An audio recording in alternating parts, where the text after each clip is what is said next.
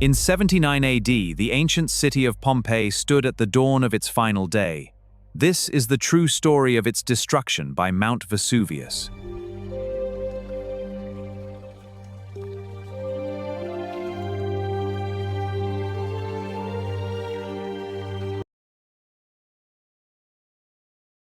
Before the ash fell, before the sky turned black, before Pompeii became a city of silence, it was alive. The streets were filled with footsteps. Bread was baking in stone ovens. Children played in courtyards. Merchants opened their shops as the morning sun rose over the Bay of Naples. Above the city stood Mount Vesuvius. Pompeii had been warned before. Years earlier, the ground had shaken violently.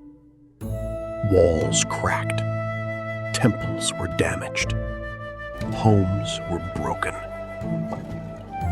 But the people rebuilt. They repaired their streets.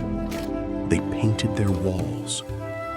They returned to the markets, the baths, and the temples.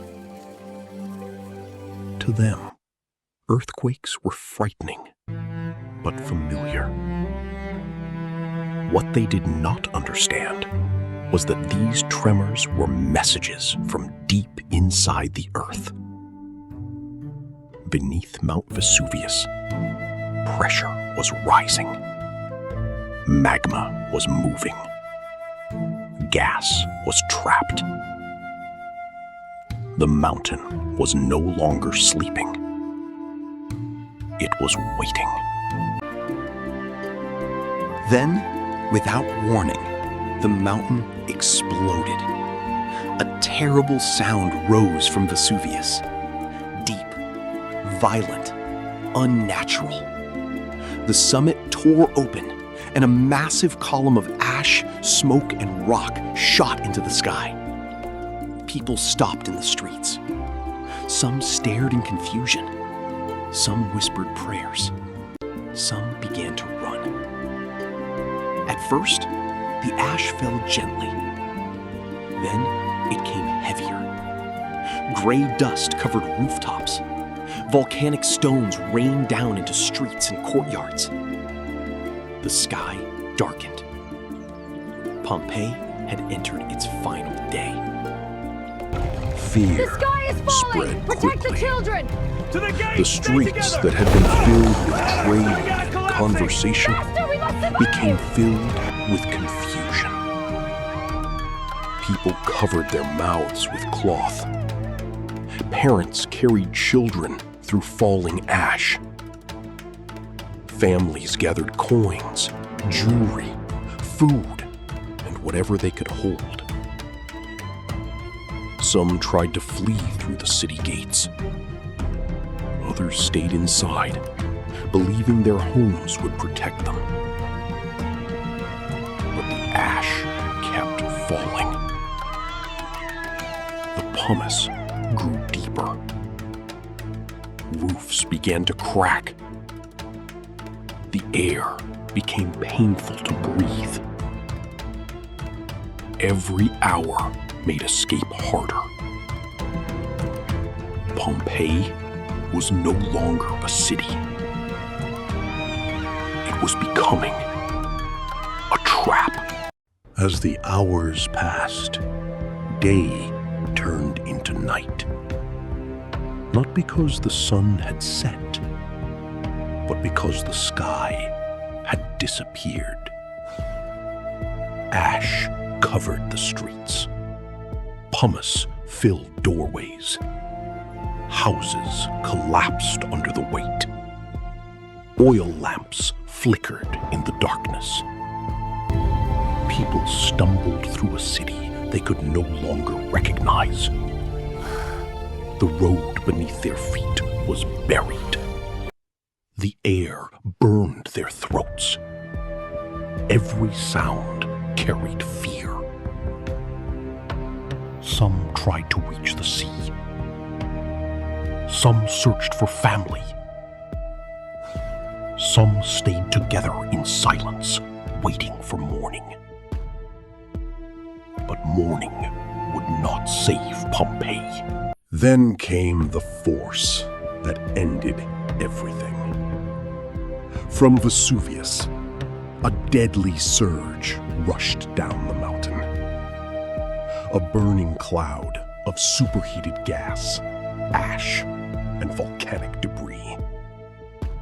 It moved faster than any person could run. It was not lava. It was worse. A wave of heat, dust, and death. It swept across the land and entered Pompeii. There was no time to escape. No shelter strong enough. No warning left to hear. In homes, streets, gardens, and courtyards, the final moments came suddenly. The city went silent. Pompeii was gone. When the eruption ended, Pompeii was buried. The streets were gone. The houses were gone. The market was gone. The voices were gone. Only ash remained. Layer after layer covered the city, sealing it away from the world. The Roman Empire continued. Other cities lived. Other people forgot. But beneath the ground, Pompeii remained. Silent, hidden, frozen in its final day. The ash that destroyed the city also preserved it. Pompeii had vanished, but it had not been erased. Centuries passed. Empires rose and fell. Languages changed. Generations came and went. Then, beneath the earth, Pompeii was found again.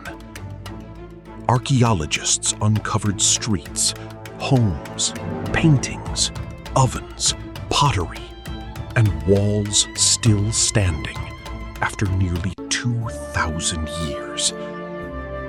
They found bread left in ovens, rooms still decorated with color, roads marked by Roman carts, and they found the final shapes of people preserved in the ash.